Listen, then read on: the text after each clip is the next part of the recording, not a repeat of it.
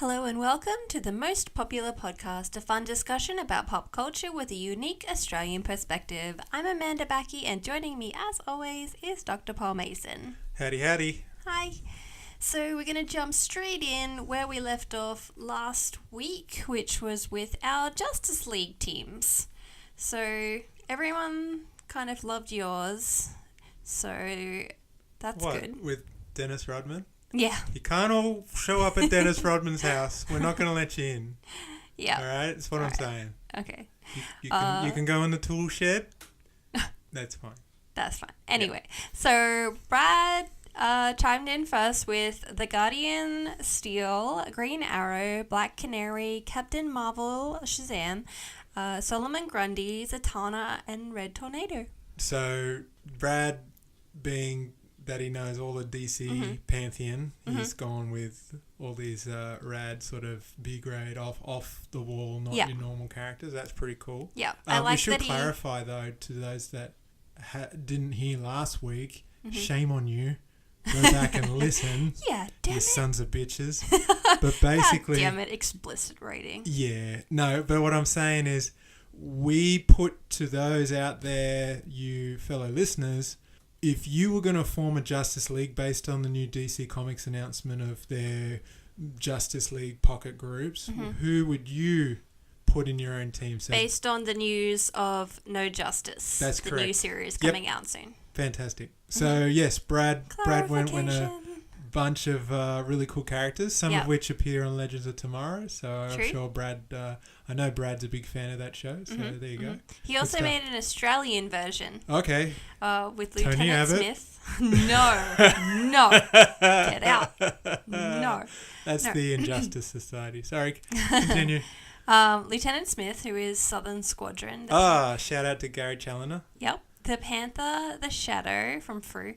Sir Falcon, Airhawk, and Kiko Necton. Shout out to the Deep. Nice. Very cool. Nice. So there's a good mixture of old classic knockoff Fandom characters from Frew back in the 50s. They're very cool. You can see them in all the giant-sized books.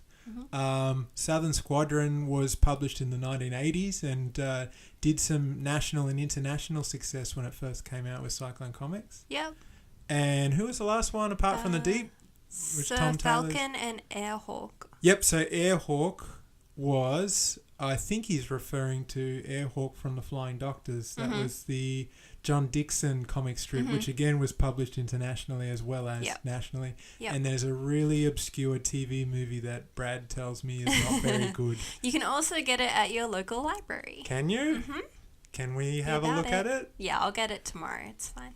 Okay. Cass chimed in with Doctor Who, MacGyver, Iron Man, and herself in a Wonder Woman tiara. Yep, that'll work. MacGyver's handy, and I don't know. True. The thing that I worried about is you'd have Tony Stark and MacGyver just arguing in a corner about the best way to get out of a situation. Just chuck them both in the TARDIS and lock it and walk away. Yep. Let's do that. Solid. Liam has Les Claypool, Keith Moon, Ian Gillan, and Joe Satriani. No crime fighting will happen, but we'll have some sick jams. Yes. Amazing. Liam is obviously gone with the musical slant. For those that don't know Liam, Liam plays in a band. Yep. Rocks it out. Yep. I also suggested that Lemmy should possibly be on that team as well. I think he's got some gigs coming up. I think it's... I'm so sorry if I get this wrong, Liam. Dragonsmead, cool. I believe. If it's not, that's pretty rad. I'm so sorry, and I'm totally going to pimp all your shows from now on. Nice. Where's he playing it? Yeah. All right, Liam, you got to let us know, man. Otherwise, we're just hanging in the wind here. Yeah, that's right. How are we supposed to go? Yep. No, I'll totally put it up on the page later. Nice. Emma's is Peter Capaldi's Doctor Who. Right. And ethically conflicted and emotionally vulnerable Kylo Ren. Right. Jason Momoa. Right. But it doesn't matter which character as long as he's wet. So probably Aquaman. Yep. Drunk. Dr. Ian Malcolm and Jean Grey. I had to look up Dr. Ian Malcolm. I apologise. You know who he is? No. Jurassic Park. That's Jeff Goldblum. Of course. Does my he gosh, do like? how did I even? I need to watch it again. Does he actually like punch anything? I'm pretty. Isn't that Jeff Goldblum's character? Yeah, it is. That's what you just said. Oh, sorry. Have I? Thank you for re-clarifying what I just said. My bad. That's okay. I like that meme. Have you seen that meme where he's got his shirt off and they've got Sam Neill leaning on his chest, listening to him like he's breathing like the dinosaur? Sure. It's a little strange. Okay, you can post that later. No, I don't. Probably. Or not. Probably forget. Someone else do it for me. Yep. What was the last one? Shut the page. Jean Jean Grey, of course. Oh, the okay, best cool. X-Men character, in my opinion. There you go. Yep. Neato. We also have another thing from the group which we'll talk about later because right now we have news. Yay! Cool. So the first piece of voted news with how many votes? Let me just check this real quick. 9 votes. Watch out. What for? Such a following. Watch out. This is the poll. Was The it a poll coup? of news of things that is cool to talk about from Is someone gaming the amazing votes? We got peoples. Russian hackers breaking in there and gaming the votes? Yes. It's Right. pretty much all Russian hackers. At Yeah. least 8 Sons of the 8 bitches. are Russian hackers. Stay out of our poll. Alright. But speaking of hackers, this is kind of hacker related. So did you know that people can go in and try to fake Rotten Tomato scores if they don't like the movie? So people I are did not getting know together that. in groups. Why would you? So basically, this came out. Apparently, they did it with Last Jedi and. Okay, so they're called Down with Disney's Treatment of Franchises and Its Fanboys. So that's the name of the group that got taken down, and apparently they were trying to sabotage the audience rating for Black Panther because they didn't like the fact that Justice League got such bad reviews on Rotten Tomato, which is pretty much apparently the standard of rating. Not that now. any of the angry fanboy, man, baby, privileged white guys listen to this show, but I just want to point out the fact that as a movie, Justice League was not very good. No. Well, that's the... Black Panther seems to be tremendously good. Yeah. How do they justify Wonder Woman having such amazing ratings? It would have made more sense for them to go after the Infinity War movie, being that it's more of a Justice League. It would have in the made more same- sense if I they don't moved know. out of their parents' basement and go get a real job and not worry about the fantasies of childhood. So this group, led by a self-professed member of the alt-right... Oh, God. I don't like that term. I'd prefer if we just referred to them as Nazis. That's true. Okay, so a Nazi... Nazis are trying to take down Black Panther, which is unfreaking stoppable. A little bit of a step down from conquering the world in the 1940s, which was their original thing, and the eradication and genocide of an entire race. It's true. Yeah, jeez. That was probably the top one, and now we're at the stopping people from possibly going to see a movie based on a score on an algorithm internet site. Yeah. Go you. Woo. Yeah. So anyway, Facebook took the Facebook group down. Good. Which is good. And everyone else is just like, you're a bunch of idiots, go away. Good, and sterilize them. So that's... That would be good. That's about it. No more breeding. Yep. Okay. So the next piece of fun news is Elon Musk a supervillain? Probably. So this came out of a meme that we posted. So I actually looked into this and it's really amazing. So basically Elon Musk had just sold 20,000 novelty flamethrowers. $500 a piece. In about 5 days, $500 each, military grade, projecting flames of 30 to 100 feet. Remember when the iPad came out and we all said, what do you want to use that thing for? Yeah. Yeah. Yeah. It's kind of a just extreme insane version of that. Yeah. And now they're coming up against customs issues and they're just, yeah. But he does throw in a free fire extinguisher. Always handy. So there's that. Always handy. You know, I don't think a supervillain would do that.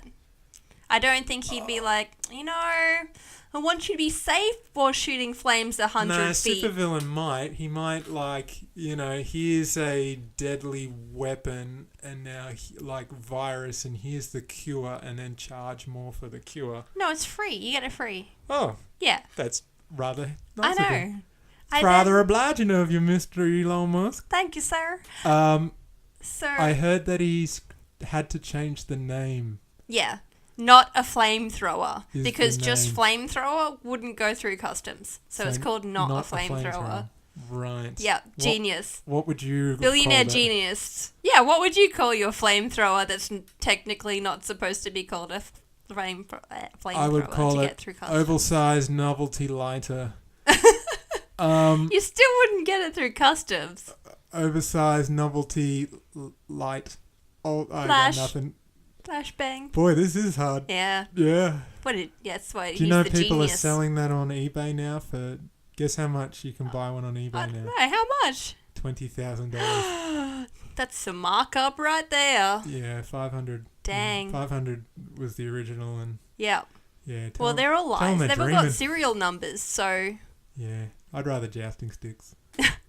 dreaming. Yep. You're dreaming. But I did some more research into Elon Musk. He's actually quite fascinating and actually quite involved in pop culture. selling commercial-based flamethrowers, Yeah. throwers to the general public is somewhat of an interesting thought to get to. What am I going to I make? don't know. I feel like he would have just found them in a warehouse and been like, you know what, Stick a sticker on them and let's just get rid of pump 'em them. out? All right. Yeah, let's. What did they have Maybe them it's for population originally? control and we don't know about it. I don't know. Maybe he's funding his own AIM or Hydra or something.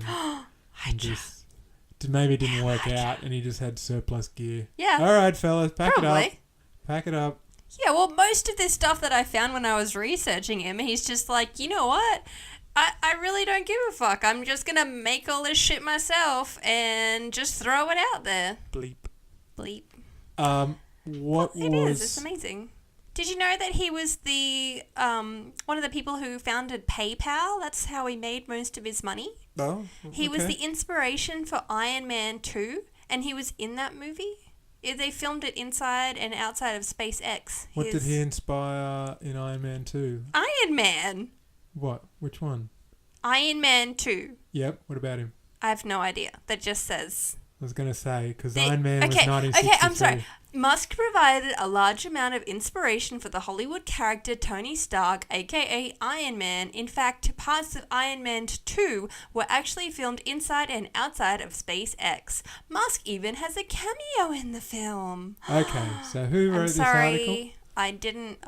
this is from inc.com. Right. So 35 electrifying facts about Elon Musk. There you go. So there's some aspects of it that obviously inspired, but the character Yes. Iron Man, no, that's No. nonsense. Yep. Parts of it, and it was filmed at his company. Maybe the way that Tony Stark acted as the modern day billionaire. Yeah, I the think- modern day version. Yeah. More so than the classic comic book version. Which was based on the Howard Hughes Yeah. type. Yeah. Yeah. Cool. He co-founded Tesla Motors. He's doing some really cool stuff in South Australia at the moment, giving them free batteries. That's nuts, because Turnbull a few years ago was like, this is all nuts. Yeah. You can't do this. He's like, fine, I'll do it And he's myself just- then. And he and did. the premiere, to his credit, in South Yeah. Australia is kicking ass. Yeah. And I'm hoping that perhaps our premiere up here in Queensland could help because of the ridiculous electricity prices that we have. Yeah, that's insane. Give us a battery, please. Yeah, we'd like some Hell, I'd pay massive, for one. big-ass batteries. Yeah, that'd be nice. Just, Help we us got out. enough room. He's confessed to naming one of his sons Xavier after Professor X. That's rad. Right. He bought the submarine car from the James Bond film The Spy Who Loved Me. Right. Amazing. See, this is the thing, this is going to sound really controversial, and I'm sure yeah. some people have pointed it out before. Mm-hmm. Smarter people before me. Mm-hmm. We're trying to eradicate bullying altogether, right? I'm just saying, without bullying, some of these kids wouldn't go, you know what, I'll show you. You don't know he was bullied. I'll build an underground tunnel to eradicate traffic and will shoot your car through in and like. Well, he's made that. That's It's what I'm called saying. the Hyperloop. That's what I'm saying. And it's going to get people from San Francisco to LA in half an hour by way of pressurized tubes. What, you think a jock's going to come up with that? He said no one else is going to build it, so he's just going to do it. Good he's for also him. got a bunch of stuff going on with space tourism because he's building rockets. He just built that last rocket that went up. Richard Branson is probably a little jealous. Yeah, I bet he is. Yeah. He's just got planes and music. Well, he was trying to do that stuff. I don't know what happened to that, but anyway. Why don't they join forces? That's like ultimate supervillain No, stuff. that's like going on Doctor there. Doom and Yeah, that's what I'm saying. Magneto teaming up. That's what I'm saying. That's what I'm saying. Okay. Now he just needs to be horribly disfigured in an accident and try and rule the world. Yes. Don't agree with my nonsense comment. You're I'm like, trying okay. to find the next topic. Okay, so the next topic is that there are the Deep toys coming. So there's definitely a Jeffrey toy and there's Necton toys coming. Cool. The Deep, for All those very cool that haven't heard of The Deep, for those that are home, is a Australian graphic novel published by Gestalt, written and created by Tom Taylor and the artist James Brower. Mm-hmm. They've done 2 graphic novels. I'm sure there's more stuff on the way, but both have been working on the Technicolor funded, created, deep animated series that's broadcast around the world. So we've got it here on ABC Me. I believe in other countries and regions it plays on Netflix, which is great. Yep. It's a co-produced with Germany. I believe there's a few different countries' vested interests within the program itself, but it's going gangbusters, and it's really good because every year when I teach my 3rd year class of art direction, James is very kind enough to come down as an art director on the series to talk to the kids. Yep. And one of the things that he went over is the upcoming Deep Toys, where he mentioned that any design aesthetics in a cartoon is talked about being, and here's a word, toyetic. So the patented. Toyetic. No, it's not. It's actual toy word. All right. So the graphic novels look a little bit different to the Necton ship. Do you remember the name of the ship in the cartoon or the graphic novel? It escapes me right now, but yeah, it's I've pictured both versions in my head. The original version in the graphic novel is grey. In the cartoon, it's white and orange, and it's shaped a lot more streamlined and toyetic, as I heard. So there's a lot of fantastic toys that seem to be coming out of that from a toy. Do you know the name? The Aranax. There you go. Where's the Toy Expo? It's in Nuremberg in Germany. Oh, sweet. Very cool. And it looks like there are knights, creatures, Great. action figures, and of course Jeffrey. Very cool. I want one of those Jeffreys so bad. Big congratulations, obviously, to Tom, to James, to Wolfgang, the executive producer, and the publisher at Gestalt, and everybody that's worked on the series. That's really awesome. Yeah, for Cool. sure. I pointed out once that there hasn't been many IPs that have gone on from Australia to like Mad Max comes to mind, but there's not many others that I can think of that have gone a little transmedia or it's very interesting. Anyway, that's cool news. Definitely cool news, and if you do have a chance to check it out, make sure you definitely do, because it's really good for all ages as well. It's not just a kids show. It's deep. They got it not on just the DVD, don't they? Yeah, there's DVDs. 2. Is it on iTunes? Where can the folks at home get some episodes? Oh, I know they drop on ABC Me every now and again, and replay whenever through, they play. and I they're working know on season overseas 3. it's definitely on Netflix. I think that you can pick up the DVDs online and perhaps at JB Hi-Fi, those types of places. Yeah. I would also see what Gestalt Comics website, which is gestaltcomics.com.au. Yeah. You can get the original books there at the very least, and they're beautifully illustrated and well written too. Yep. And yeah, they all link in together, so it's all a really awesome things. Support Australian comics, yeah! Neato.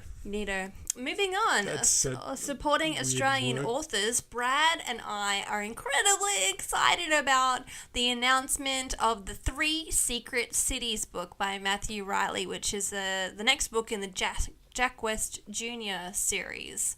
So, cool. Spies and espionage, and basically cities there's a whole lot of that are secret. Cities that basically it was like 7 ancient wonders, right? 6, it's all ancient stuff that all ties in, and it's pyramids and it's ancient stuff, and there's Illuminati type stuff happening, and it all kind of flows in. So 7, 6, 5, 4. So this will be 3, nice. And it's all finally coming together. And he has a bird named Horus, and I love it. These are the most fast-paced books. Okay, in saying this, they're also a little bit like formulaic, I guess you'd say. Don't roll back the compliment. Hey, no, I'm not saying that. I love these books. Now, here's a reason why I have a problem. I don't have a problem with it. I love reading it because he promised me he wouldn't kill the bird. That's all I saw him in person. He's gonna do it. I know he's gonna do it. And every book that I read, I'm like, oh my god, No, it's too soon. Don't you diss Hedwig. Oh my god. Anyway, so this one is a shadow world behind the real world. When Jack West Jr. won the Great Games, he threw the 4 legendary kingdoms into turmoil. A world with its own history, rules, and prisons. Now these dark forces are coming after Jack in ruthless fashion. Cool. That is reaching into our world explosively. With the end of all things rapidly approaching, Jack must find the 3 secret cities, 3 incredible lost cities of legend. So I'm guessing at least one of them's going to be Atlantis. Nice. I don't know which the other ones are going to be. Atlanta. Maybe Alexandria, possibly, which is underwater too, probably. I don't know what the third one will be. Any ideas? Lost cities? I've never read them. No, you're talking just like mythology? in ancient world. It's not really my area, so That's okay. I'm just gonna take wild guesses and say Vegas. Anyway, no, I got nothing. It's an impossible task by any reckoning, but Jack must do it while he is being hunted by the greatest hunters in history. Rambo? Comes out November 8th. No, Rambo. So, yeah, Brad and I love him. He's a cool dude. He always puts really cool stuff. So if you like Jurassic Park, if you like, I don't know, just action movies, Indiana Jones, if you like Star Wars, all of that type of stuff. He puts so much of his pop culture background into his books. I just love it. That's cool. And Yeah. you said he's Aussie, right? Yeah. Neat. Lives in Sydney. He has a great. DeLorean. It's pretty exciting. Does he? Yep. It's probably one of only a handful of people that have one. That probably still works. Yeah, definitely. He just, It's a weird drives car. it around. Let's be honest. Yeah. I'm going to lift the door up. All right. What else we got? The next topic we have is something that I've been listening to this new podcast called Wizard and the Bruiser, and they had a topic which was about the Haunted Mansion, which is the ride at Disneyland. Yep. Probably one of my favorite rides from when we went there, and basically it was a little bit of history about the ride, how it came to be, and one of the things that it's based on is the Winchester house that is also in Southern California, I believe. Oh, were we going to see that at one point? Yeah. That So house. Right, I'm with you. it's the story of Sarah Winchester. I'm probably going to butcher this completely. So basically, her husband died. Her husband was a gun mogul, so he sold like billions of guns and rifles. Seems to be in like the early 1800s, late 1800s. Mm-hmm. So anyway, when he dies, she inherits his billions of dollars, and the first thing that she does is go and see a psychic who's like, you now have the blood of every person who has died from your husband's rifles on your hands. That'll be $20. Yeah, exactly. So basically she's constantly moving around and ends up buying this house, which is now the Winchester house, and she built on top of it. It had 16 floors at one point, and basically it's just she would sleep in a different room every night, and it has staircases that go to nowhere, doors that go to nowhere. So it had like it was a million bathrooms and a million bedrooms. Crappily built house. Is that what you're super telling me? crappily built. Right. When there was an earthquake in like 1905 or something, it went down to like 8 from 16 floors. So it basically just fell apart because it was so dodgily built. Right. And it was like continuously built, like 24 hours a day, constantly, because she just had the money to throw into it. It's just this insane story. So anyway, Just the story? She sounds a little bit... So this is what the story... this is what this news is about. They're making a horror thriller movie about it that comes out on the 2nd of February in the States. I'm not sure when it comes out here in Australia. So it's... What do they call that? Historical fiction? Yeah. Okay. Yeah. And it seems to be, from what the trailer looks like, going to be a pretty good movie. But the funny thing is that they had to put out a promo with the last spot that they put out, saying, no, the brothers Winchester do not show up, as in the brothers from Supernatural. It's not that funny. Because the Supernatural fandom went so crazy thinking that this was a spin-off from the TV show. See, now if I was a money-making movie person, I would go, yeah, sure. Yeah, sure. Go see it and find out. It's in the same wheelhouse. And then put a post-credit scene in there with those two. They're like, oh, hi, we're not in this. Carry on my way. And then the credits roll. With them and Scooby-Doo. Because that's still happening. There's a... What? Yeah, they're joining up. They're joining forces. There's going to be an animated... Stop. Supernatural Scooby-Doo. No, there's not. Yeah, there is. Google it. Nonsense. No. Okay, I'm fine. not I'll look Googling up the details and I'll post it on the thing later. Ruin my algorithm. But yeah, that was pretty exciting. So yeah, if you're into horror, thriller, supernatural type movies, check that out because it seems pretty cool. If that's what you're into. Yeah, and it seems pretty cool. So yeah. Next piece of news is one that Paul is excited about, which is... What is it? Bendis to take over Superman and Action Comics. Oh yeah, no, DC. I wasn't excited, but it was interesting because the last time they let someone do something like that verbatim was Grant Morrison had a crack at it in New 52.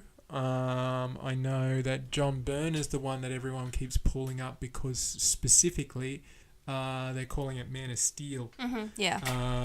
6-issue weekly miniseries. Yeah, and I guess they're pumping it out weekly because they're going to have 6 different artists working on that particular project. Mm-hmm. So that's cool. They've got some really big names in there and some in there that I particularly like in terms of their drawing style. Mm-hmm. Do you have the list in front of you? Yep. Cool, Kevin Maguire, Ivan Rees, Doc Shaner, Ryan Sook, Jason Fabuk, and Adam Hughes. Fan favourite Adam Hughes. Yeah, that's cool. Yep.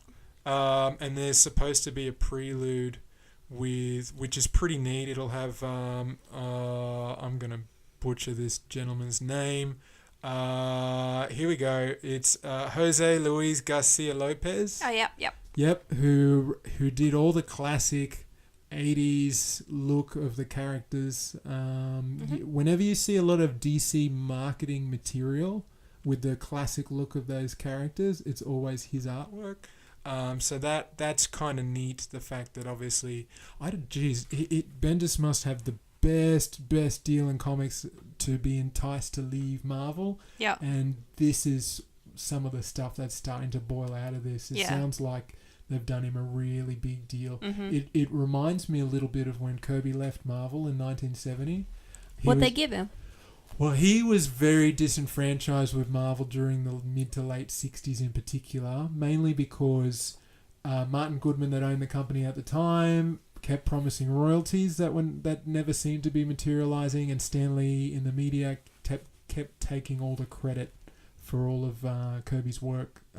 So he'd been in talks with a guy called Carmine Infantino, who was the editor-in-chief over at DC, who had a very illustrious illustrating career as well. And basically what they offered him is to be writer-editor of whatever stories he chooses to create. So that's where we got all the Fourth World characters from. Commandy, Etrigan the Demon, Omak. I think he did a 12-issue run on Robert Kavanagh's The Losers in Our Fighting Force. He did a whole bunch of stuff. But basically could write his own stories and draw them and have a majority creator control. That's probably a topic from another day. Anyway. But that's what it reminded me of. It was like, it was big. Like there were ads in DC Comics saying the King is coming, Kirby is coming. It was huge. Well, they had to do something big. It was the 1000th issue, so. Oh, for the Bendis thing? Yeah. Yeah, but I mean, in particular, is enticing Bendis over and obviously said, what do you want to do? And he's like, I want to do Superman. And I mean, Bendis had that ability back at Marvel to be able to take characters that needed a little bit of a revamp, perhaps, or needed a sales boost, and he was able to write and create some good things. It seems to have been offered to him by DC. There's this really cool little part of the story that I read that said that he went to the Cleveland Public Library just before it all got signed and done, and there was a Superman exhibition there, and that's one of the things that kind of said to him, you've got to do with this. Oh, that's cool. Yeah, and I thought it was really cool. I like those related. stories like yeah, that. It's like the universe told me to do it. Yeah, well, it's like when Grant Morrison did his All-Star Superman, where he was sitting at a cafe at 2 a.m. at Comic-Con in San Diego, and you know how the train tracks separate the convention center and gas lamp district. Out of the smoke and haze, he sees this sort of middle-aged guy walking across the road dressed as Superman, must have been a cosplayer. Yeah. And they sort of called him over and sat him down and had a chat with him, and he was just sitting there chatting, telling his life story, but he was the most relaxed person, like just... And they said, and that was Grant's kind of epiphany of, I've got to write this Superman, where if you were the most powerful being, you would be the most relaxed person. Yeah, that's true. You're not that guy was probably just really drunk, though. Well, that or Grant Morrison was high, but either way, like More to the point. It was just one of those stories, and he drew something from it, and I think that was one of the best interpretations, which ironically was quite funny because both he and Mark Waid were told in the 90s that they would never get Superman to write because they thought they'd, obviously ruin that character. Anyway. Oh. Anyway. Cool. What's next? Everything else is kind of just, we'll go through really quickly. It looks like Hollywood is giving Super Mario another shot with another movie to be coming out by Illumination, which is the the Despicable Me franchise and the Secret Life of Pets. I guess I can see that if they stick closer to the source material than perhaps maybe the 90s movie did. Which got 15% on Rotten Tomatoes. And it was lucky to get that 15. Yeah, pretty much. Like the whole, what if the dinosaurs had lived and evolved in another dimension and became humans? It's like, I don't recall doing that in the video game, but anyway. Yeah, it's a bit weird. Dennis Hopper chewing scenery. And I mean, the core concept of the Mario brothers being brothers are not brothers in the movie. Yeah, it's a bit weird. It's a bit weird. Yeah. Yeah. Anyway. Luigi. Rest in peace, Bob Hoskins. So, the last bit of news-ish is that there's a Cheetahs edition of Monopoly coming out, which is perfect for some of my friends. Right. I'm not going to say who. Nick. Cool. Basically, it'll encourage fans to cheat during gameplay. It'll have 15 cheat cards which ask players to carry out different tasks throughout the game, like taking money from the bank, moving someone else's token on your turn. I do that anyway. They'll get extra cash or free properties if they get the right cards, and they might go to jail for extended periods of time. So there's still jail. Could you be a corrupt jailer and just keep moving the piece back to the jail? I'm sure there's a card in there for that. That's kind of cool. Yeah, and I feel like they're playing to their audience, though. Considering how normal Monopoly causes so many fights and family rifts. I think children will be disowned. Oh, yeah. I think it's people 4 a.m, Grandma. You win. Yeah, I think there's going to be some violence. That's going to be some divorces. Disturbing. Some domestic violence. This is how the Purge started. You know that, don't you? With cheating at Monopoly. Cheating Monopoly. Sure, that's what they did. Yep, pretty sure. Didn't see it, but I'm just assuming. Yep.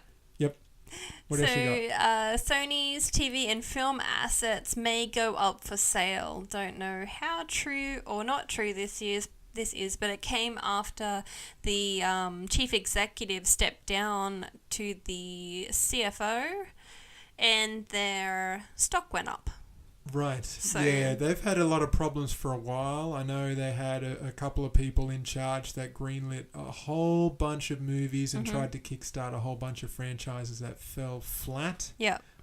Which is one of the reasons why Spider-Man ended up going shared to Marvel and go, look, you guys know what you're doing with characters, you do it, and we'll get some money.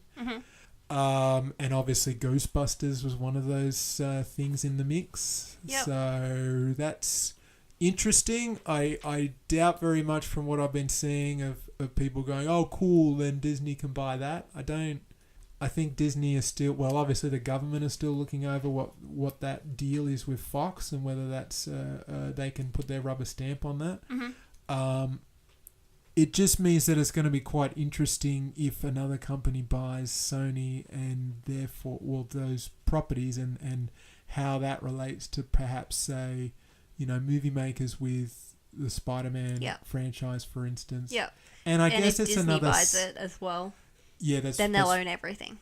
That's what I started my sentence with. Yeah, I'm saying I don't think that's going to happen. Okay. In the short term. But the other thing I sort of thought is kind of sad that there used to be middle tier movies, like in the 90s particularly, you had those mid-range action movies that aren't used like to come blockbusters. out. It's just like mid-range, it's but like they're still really good. $30-40 million movies. They're great films. Like always seem to be getting is your little low budget minuscule art house movies or your everyone trying to do your tentpole big blockbuster movies. Yeah, that's true. There's nothing in between anymore. No, it's a shame. And I always feel like those are the movies that you went to Blockbuster and you would find. And that's not there anymore either. Yep. So it's kind of sad because now that streaming is a thing and all the video stores are gone, I remember listening to another podcast and they talk about the fact that you used to walk down the aisles and discover stuff. Yeah. Now you can't. You can't do that with Netflix. You can't do it with this stuff. It's so annoying. I try, but it's just scrolling and scrolling and flicking. And they categorize it differently. And and that you kind of see what they want you to see as well. Sometimes you've really got to dig to find something that's different. It goes off what your viewing habits are like. Yeah, because I look at yours and it's completely different to mine. It's just really weird. Anyway, we got to move on. Okay. We're running out of time. All right, basically, quick. Nickelodeon has started doing a Rise of the Teenage Mutant Ninja Turtles cartoon that people are a bit on the fence about. Shit about, which is fine. Tell us about what you think of it. The latest trailer. It's toyetic. It's what it is. Look at it. They're all like coloured stuff. Fine. And, Look, here's the thing. We're not the audience anymore. No, I know. It's true. Yep. We're not. So then kids do need to know that stuff. It's important for they'll development. Discover it. Yeah, that's true. Yeah. Nothing wrong with the old stuff. So the Walking Dead promo for the second half of season 8 has come out. Zombies, obviously. Right. It looks pretty good. Hopefully it's going to go a little bit faster than the last however long it's been since they first met Negan, because it feels like it's been forever. Right. Yep. So hopefully now that Kyle...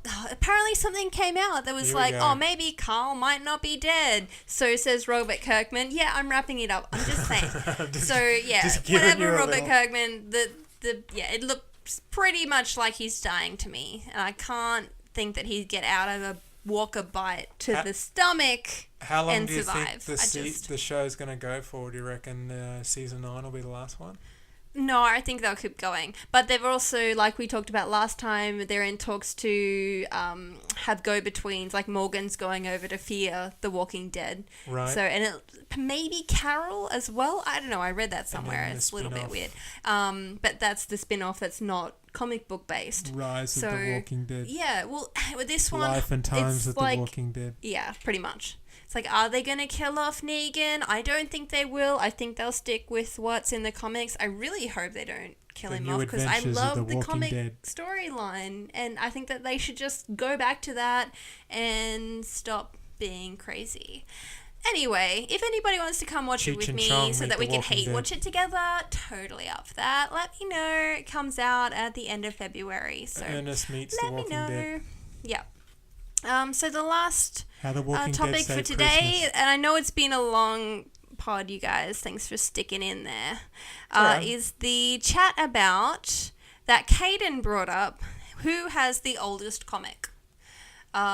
He has a Casper the Friendly Ghost from 1956 and an Invincible Iron Man number 6 from 1968. Neat. Jacob has an Action Man comic. My mum piped in. One of her uncles had a whole bunch of really cool comics like Little Dot, Archie, Richie Rich, stuff like that. Joe has a 1984 Mighty Avengers Scarlet Witch Fights a Fire. That looks pretty cool. Cool. Tess has a Batman from 1980. Nice. Dan has a Phantom from 1954. Yep, he's done well. Go Team Phantom. So does Jermaine. Jermaine has some from 1940. Yep. And Brad has a Panther from the 30s or 40s. Well, we discovered really cool. that the Panther character that Brad's got wasn't created till 57. Right. So it was around that era, 1959 perhaps he was talking. Cool. Yeah, and Jermaine's collection would be interesting to see because Phantom obviously wasn't published in comics until 1948 here. Mm-hmm. So the older ones that he has, the first original Phantom comics date back to, I believe, he'll correct me later, either Italy, Turkey, perhaps. Yugoslavia is popping into my head for some reason, but we're talking like 1937. So a lot of those different countries, Brazil, etc., had comics from the 30s and 40s era. So that would be kind of neat to see one day. Yeah, Jermaine's pretty hardcore with his collecting. We need a Nerd Cave walkthrough, Jermaine, just saying. I think he might even have a video on the Chronicle Chamber podcast where he did a walkthrough. Perhaps I'll have to have a look and see what he's got. All right, we'll check it out. Interesting to see.